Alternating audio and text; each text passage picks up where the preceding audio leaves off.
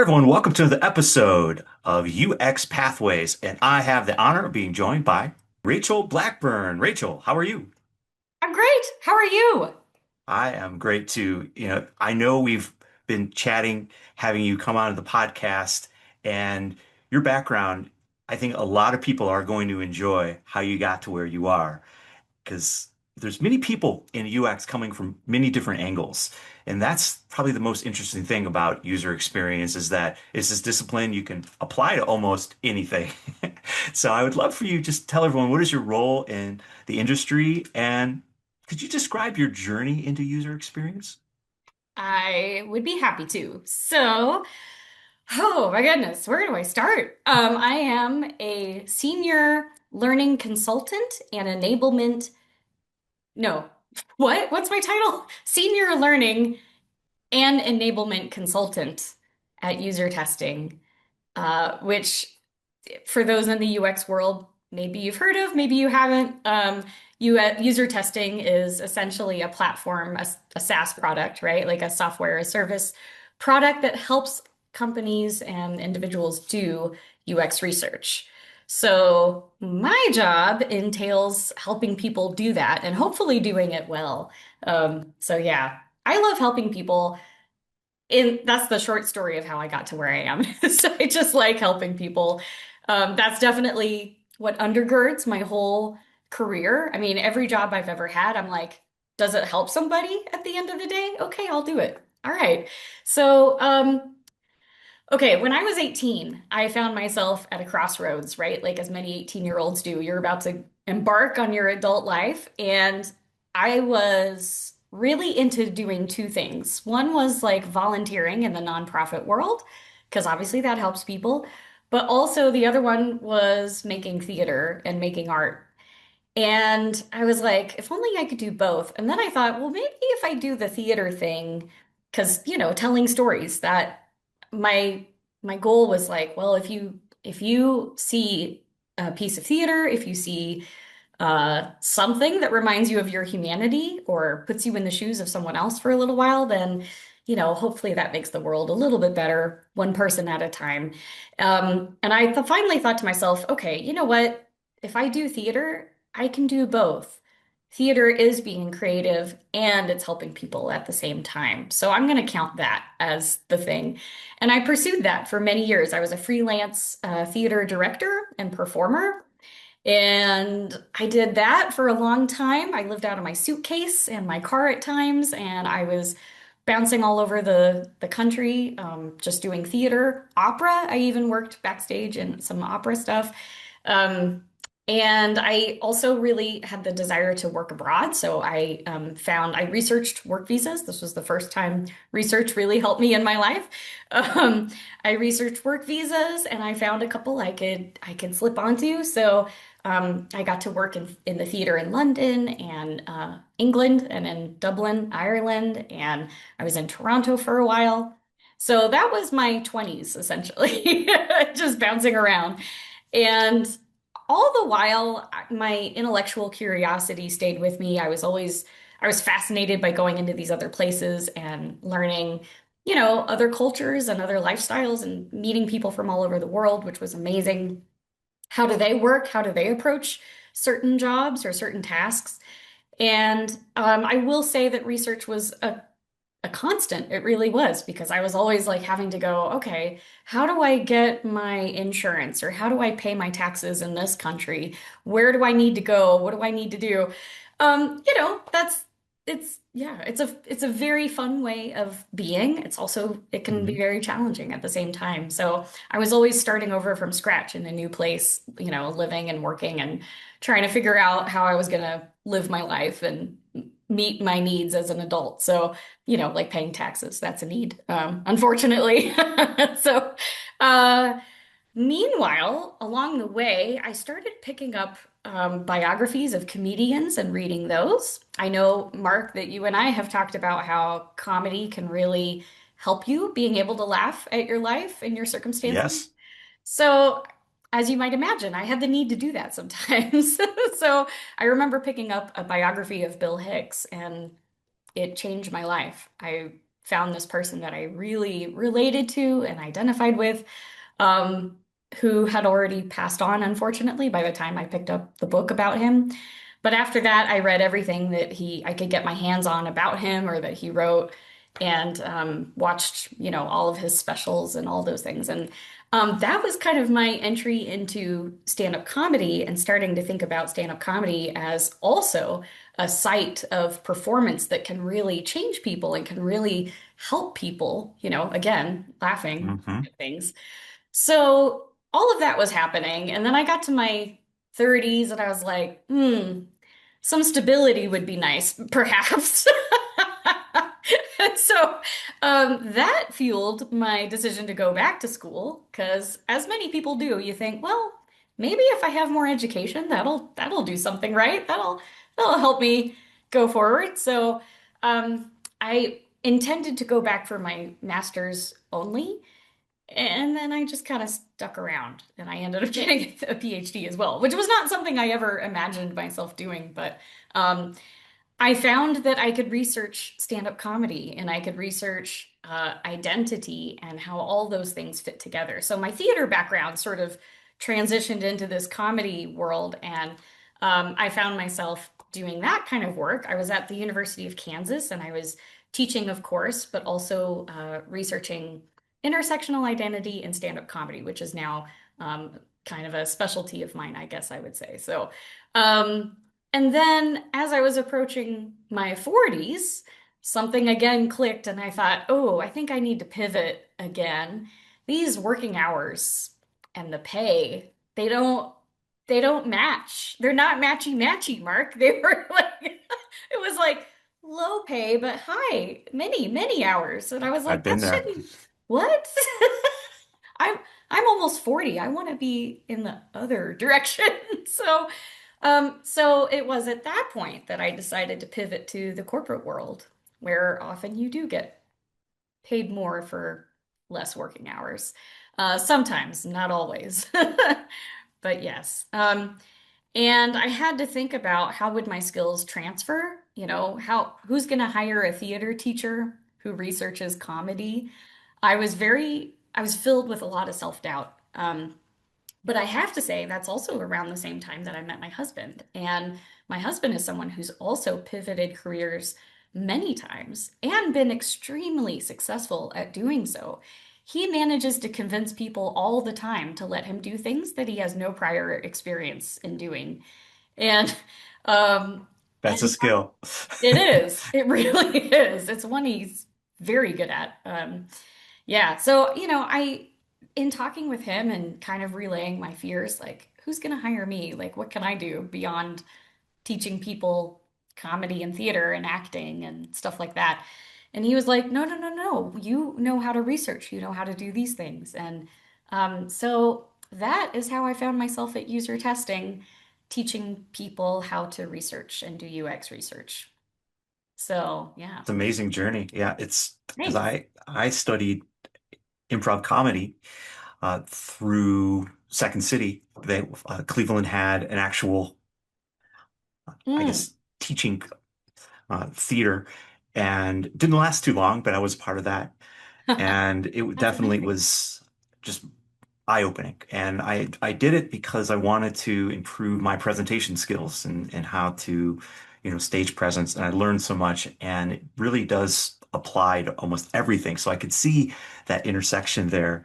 And user experience is a very interesting thing, as we said from the beginning. It has many definitions and people come from many different areas. So now, from your perspective, how would you define user experience since you now are teaching it and have this very interesting background? Oh, well, thank you. Well, I would say that before I went to work for user testing, I would have defined UX research as user experience, specifically anytime someone interacts with an interface of some kind. That would have been my more narrow definition. But I would say that since working at user testing, my own ideas about user experience and user research have really expanded. And now I see, that small interaction with an interface of some kind, a faceless entity where you're just pushing buttons and hopefully getting results that you want. I now see that as a very small percentage of what user experience Hmm. can really be. And now I think of user experience almost as like really just kind of any touch point that uh, exists between a consumer or a customer and the organization. And whatever that could be, that could be me looking at an advertisement for that organization. That could be me overhearing a conversation of two people on the train sitting behind me talking about an organization.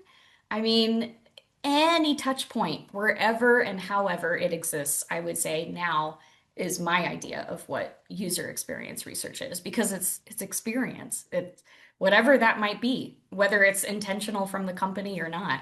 You're gonna project things. People are gonna see your brand a particular way, and the more thoughtful you are about all those touch points and all those places where they might come into contact with what it is that you do and what it is that you sell, the more you can be thoughtful about all those things, the better your chances of attracting and Yeah, maintaining I a love that. relationship with the customer. So yeah, It's like a micro interaction. It's like all the little things that could add up. And maybe you're yeah. looking at the larger ones. Was there a moment or some story where you decided you're like, UX is very important? Was it, or was it just something that because you jumped into it, you just slowly discovered it was important? Was there a specific moment?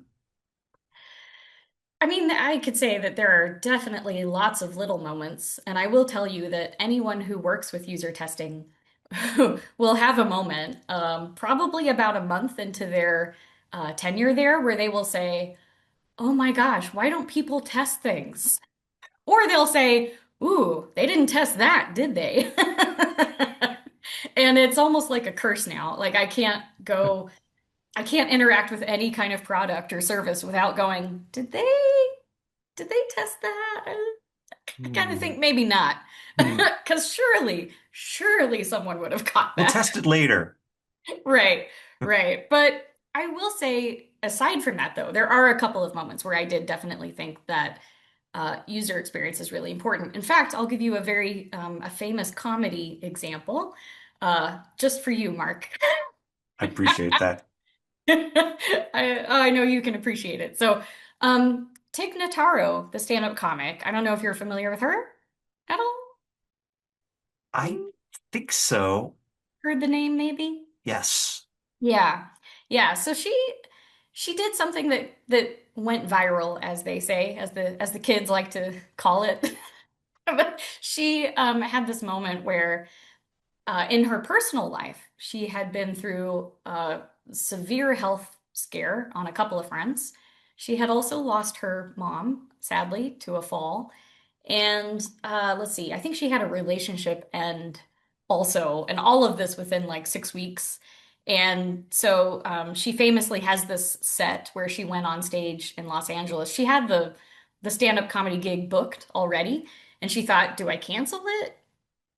Actually, let's not. Let's just see what happens when I go on stage and start talking.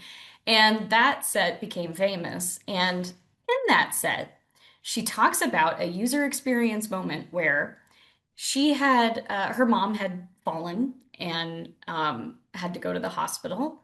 And then, of course, unfortunately, never left that hospital.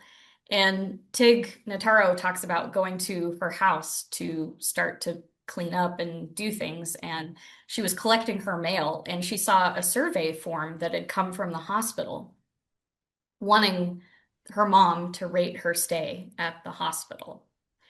Which, of course, considering the fact that the mom never left the hospital is, yeah, yeah, that's the appropriate face you should have at this very moment, by the way.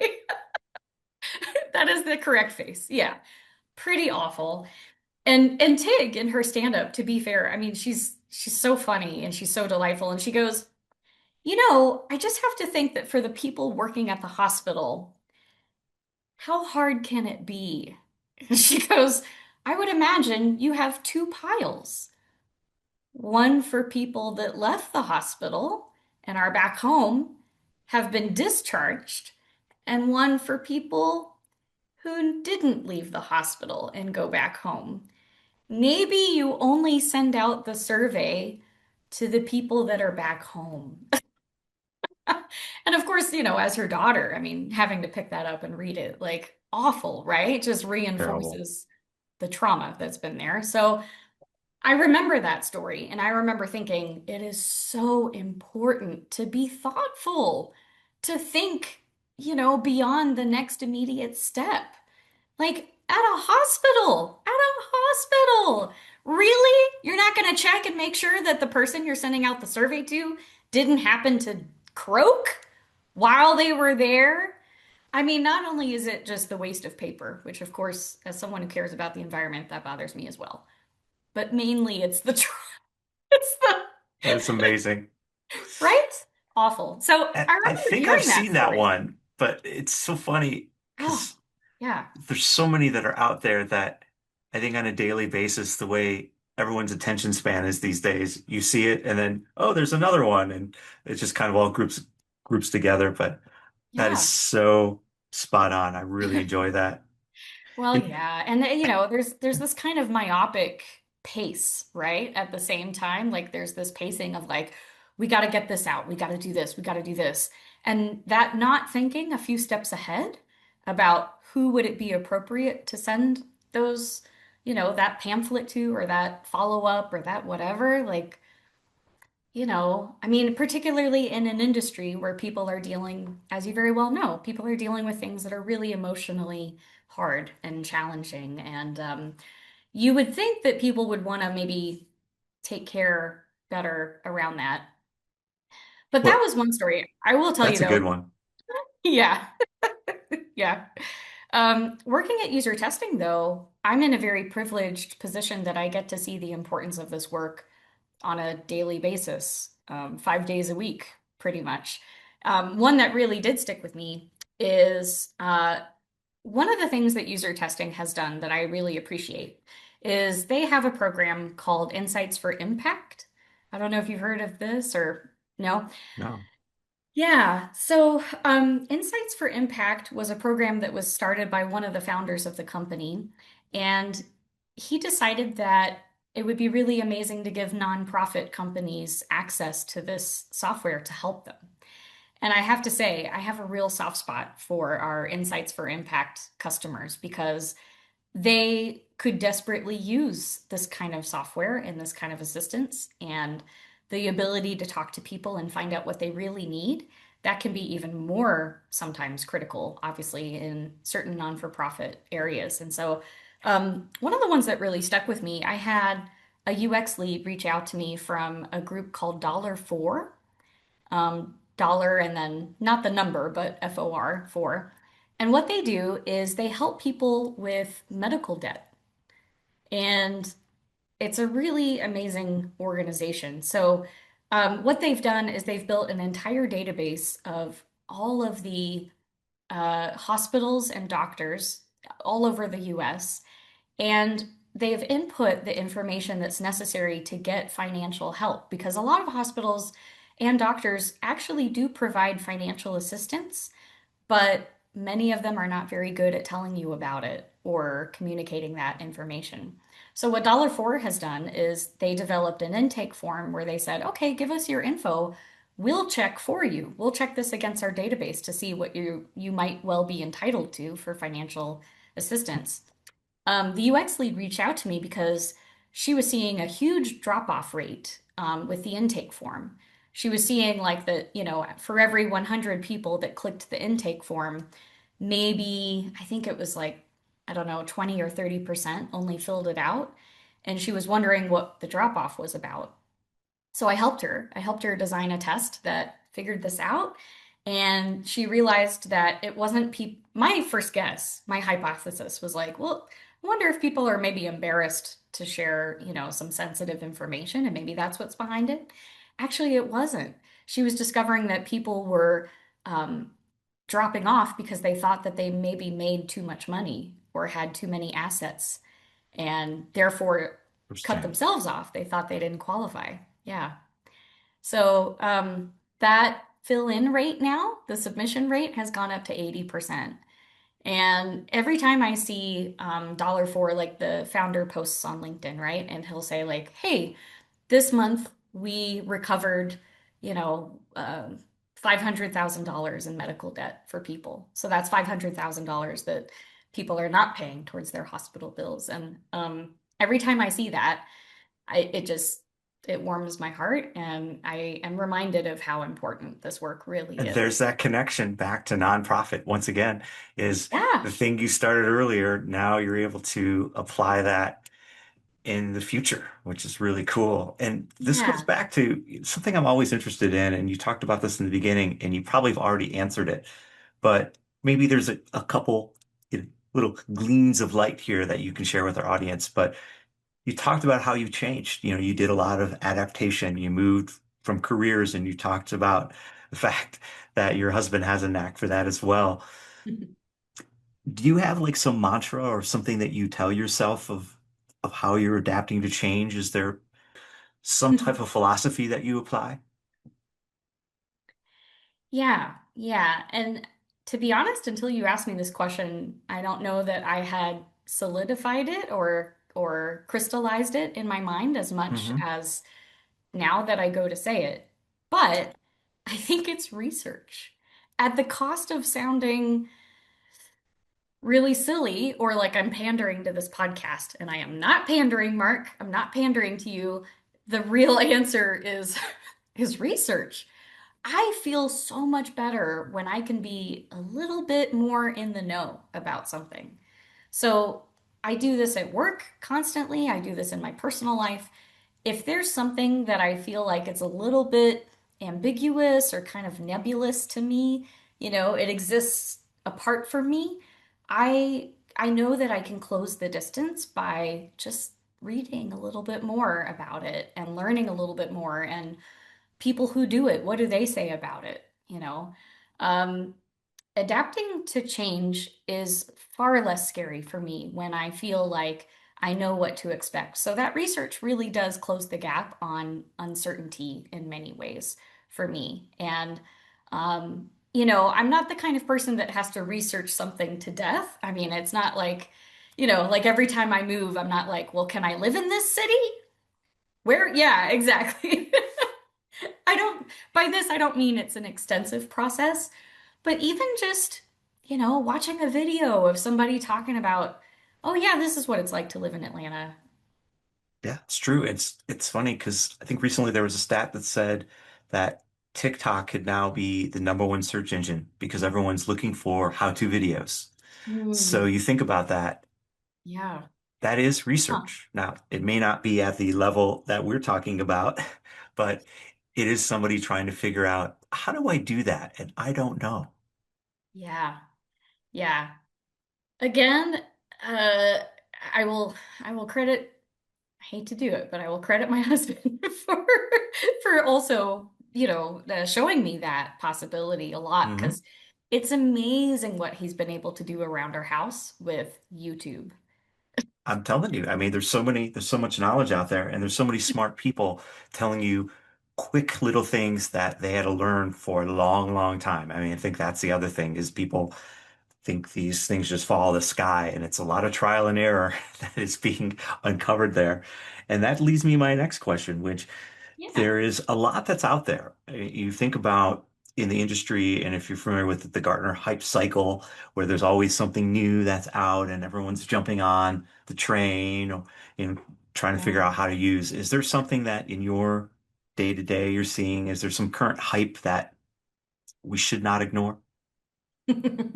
Well, I know I'm not the first person to say this, and Hmm. I will not be the smartest person to talk about this, but I know, It's in it's the room. It's in everywhere. the room. It's ubiquitous. I know, it's everywhere. But I here's what I have to offer Hmm. on my thoughts on AI, right? And I know that like even just those two little letters can produce such a reaction in people, right? Like it's very polarizing. Like it's it's like an ink blot test now for someone's Hmm. personality. Like, how do you feel about AI? Like, whoa. There are a lot of people that are either quick to fully embrace it. They're diving in feet first, 100%. Like, okay, that's it. Let's make AI part of every single process and everything that we do.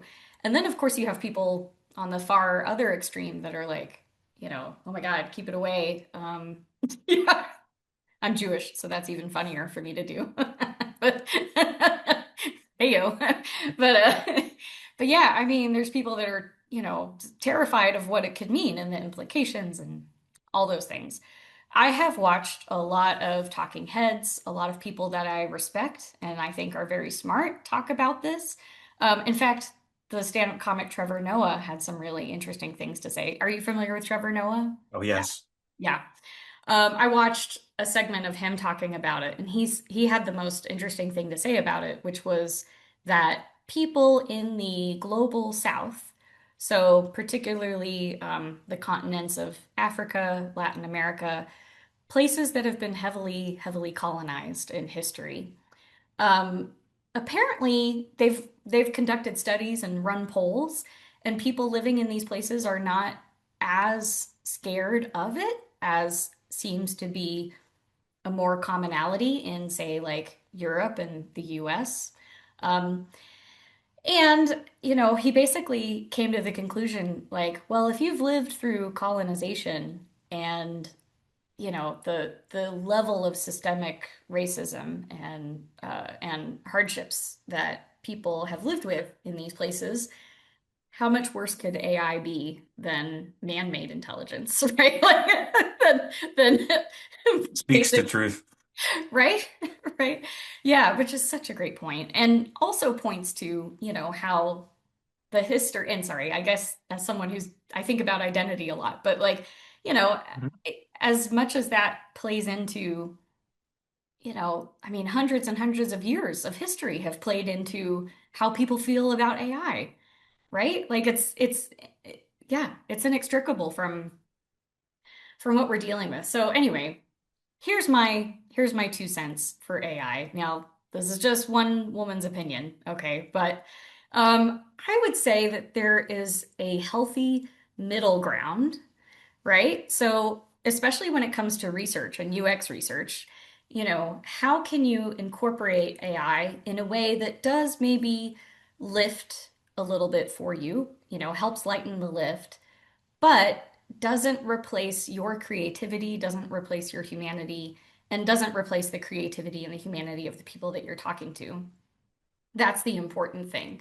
So I think people are wanting AI to be this, catch-all answer for everything. Like, well, let's turn to AI. What does AI say? Of course, we don't want AI to replace, critical thinking or creativity. In fact, I noticed this when I was using it for work. I was building a slide deck, I was building a presentation, UX research related, as you might imagine. And I was like, "Hey, ChatGPT, what kind of image could help me convey this idea?" And it gave me some options. And I was like, I thought about it. I liked the options. They were all right. But then I thought, wait a minute, what am I doing? What am I doing? I don't want to farm out my creativity to machinery. Like that's what makes me me. That's what makes me unique. That's what makes me a human. So my opinion is I'll use AI to help me create the image because I'm not a graphic designer, but I will come up with what the image should be. And I think that's my middle ground that I have found, anything that helps me maintain the thoughtfulness, right? Because AI is going to be AI is going to be the machine that's going to send a survey to someone who died in the hospital saying, "How would you rate your stay?" Right? That's what AI would do. You need a human to say, let's make two piles. Yes, very. I love all the connectedness of the conversation. Yeah. Totally makes sense. And I agree with you. I think there is that sense of creativity that there's a line there, and you should do that work before you go there, which is always once again, there's a spectrum here of how everyone is using artificial intelligence. So we'll leave it at that.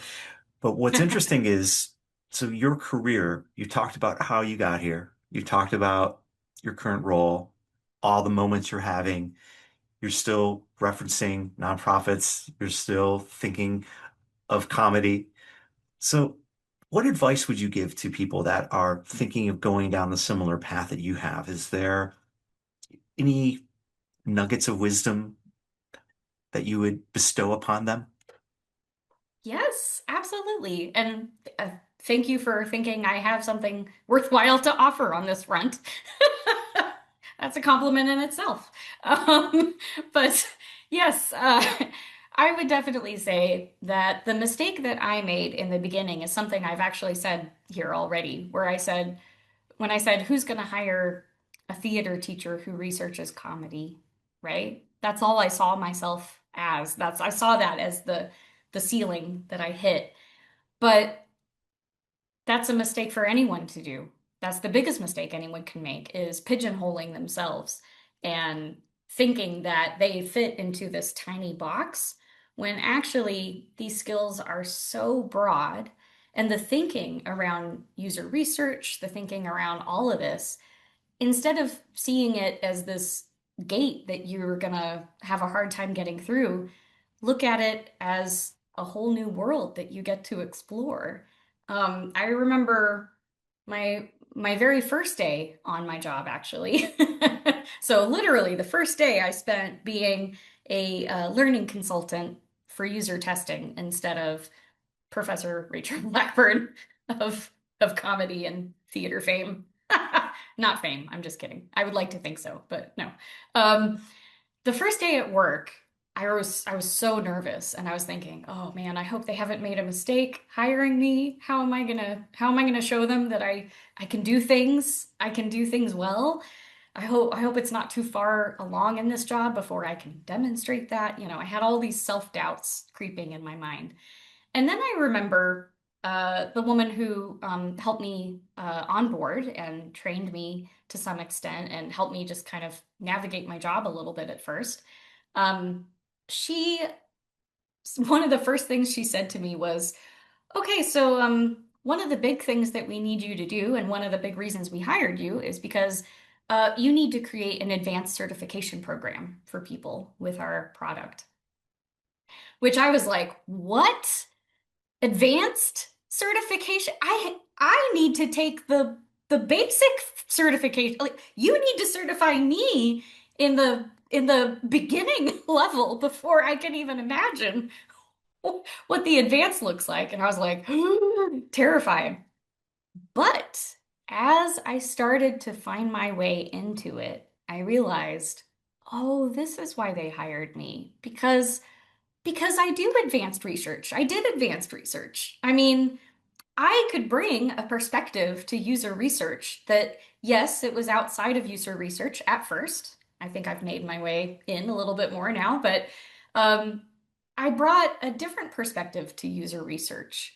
And yes, it was grounded in the kind of academic world and a little bit more of that, but it enabled me to think on an advanced level because it wasn't an advanced UX certification. It was an advanced certification in critical thinking around research. And I realized, oh, wait, I am. I can do this. Not I only love can it. I do this, I might just be the perfect person to do this, actually. So, don't pigeonhole yourself. Don't limit yourself. Don't imagine yourself as being in this tiny little box. Because actually, all the things that are in your brain, they connect to many, many, many, many other things outside of the box. Just because you can't see the world outside of that area that you've been in for a while doesn't mean it's not out there and that you don't have pathways to walk and find your way and create new spaces within that world. I mean, you might just be the inventor and the originator of a new space or a new way of thinking about something. So I would want people to trust themselves. I wish I had trusted myself sooner. Who knows? But I'm very happy I am where I am. But yeah, yeah. So yeah, don't limit yourself. Don't see those things as a drawback. See them as something that actually recommends you far more than you might give yourself credit for. So, yeah. Amazing. Yeah, and I love how everything you just said is connected and you really put yourself out there. And like you said, 2020 hindsight, it's always hard. I think all of us have those moments, but such great advice. What an interesting journey you've had to get here. I think it gives a lot of people ideas that you can have a career in user experience. So really appreciate you being on the podcast, sharing your story. Is there any parting words, anywhere you would like to send people if they'd like to connect with you? Oh gosh. Yeah, sure. So on LinkedIn, I'm Rachel E. Blackburn.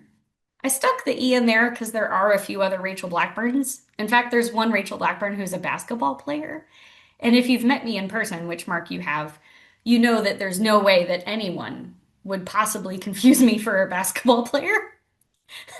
Sorry. For the listeners and watchers of this, I'm pretty short. I'm really yeah, I'm barely cracking 5 feet.